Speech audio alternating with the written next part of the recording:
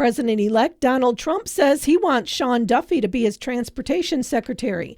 That would position Duffy to oversee a complex system of pipelines, railroads, cars, trucks, airlines, and mass transit systems, as well as funding for highways.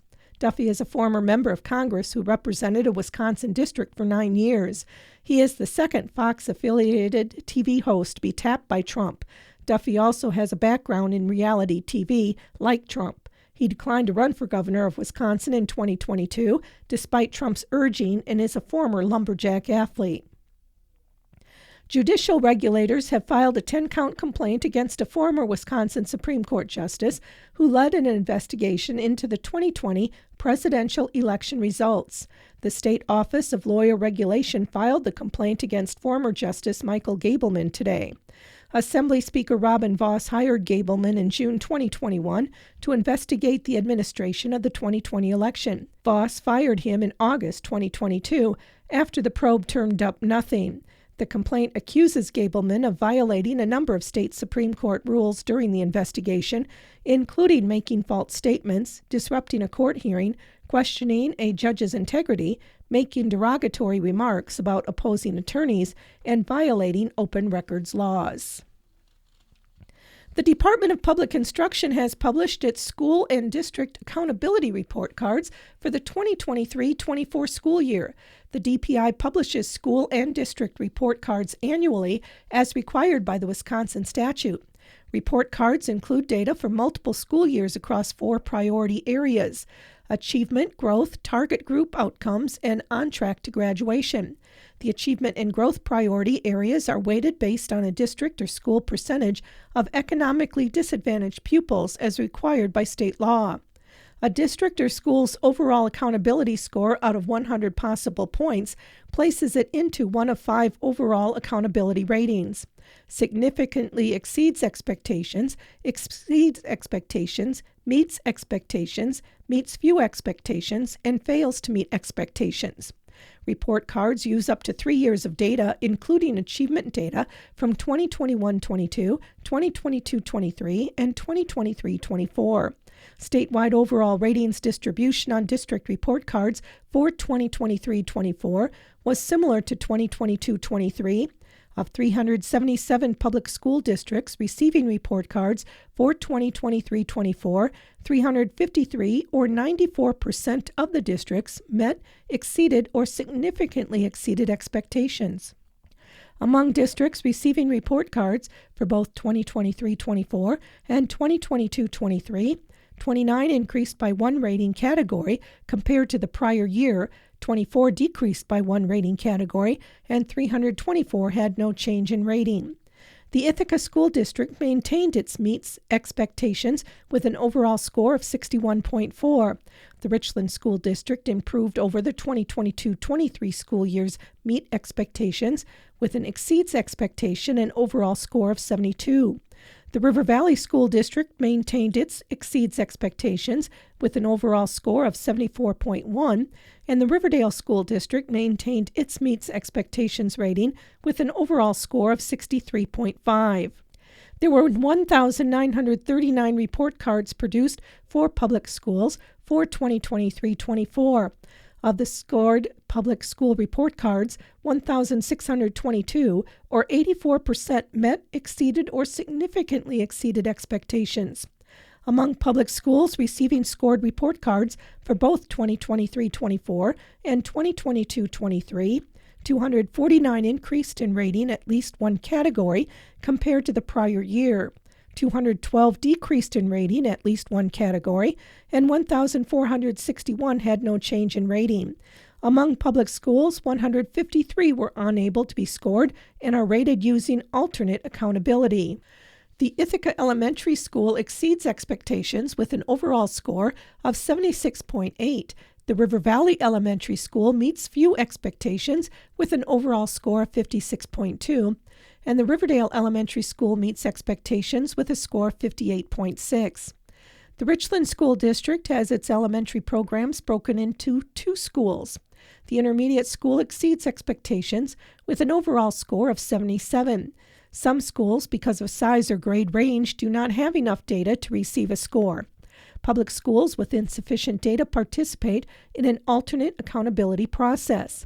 The Richland Primary School received an alternate rating of satisfactory progress. The Ithaca Middle School meets expectations with an overall score of 61.7. The River Valley Middle School significantly exceeds expectations with an overall score of 84.7. And the Riverdale Junior High School meets expectations with an overall score of 61.9. The Ithaca High School meets few expectations with an overall score of 52.3. The Richland Center High School exceeds expectations with an overall score of 70.1. The River Valley High School meets expectations with an overall score of 65.8, and the Riverdale High School meets expectations with an overall score of 69.2. Alternative education in the area, which include the Richland Online Academy and the Partner Charter School in the Richland School District, and the Riverdale Academy, all received an alternate rating of satisfactory progress. WPS Health Solutions in Dane County is laying off hundreds of people. 313 people will lose their jobs, mostly at the Monona office. Executives say the layoffs are necessary after losing federal contracts. WPS provides supplemental insurance for people in Wisconsin and has contracts with Medicare in 9 other states.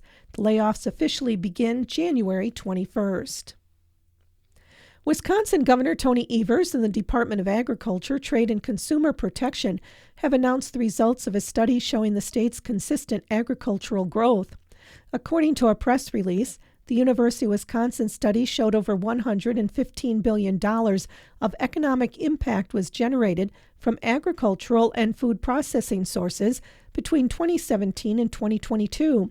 That's equivalent to about an 11% increase from prior years and represents over 14% of Wisconsin's overall economic output.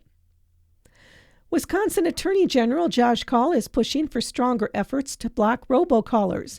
According to a press release, a coalition of 46 attorneys general are asking the Federal Communications Commission to improve their robocall mitigation database. The coalition says the FCC hasn't done enough to prevent bad actors from registering in their database, allowing those bad actors to submit unvetted information and face no consequences for filing false or misleading information. Kaul is a member of the Anti-Robocall Litigation Task Force.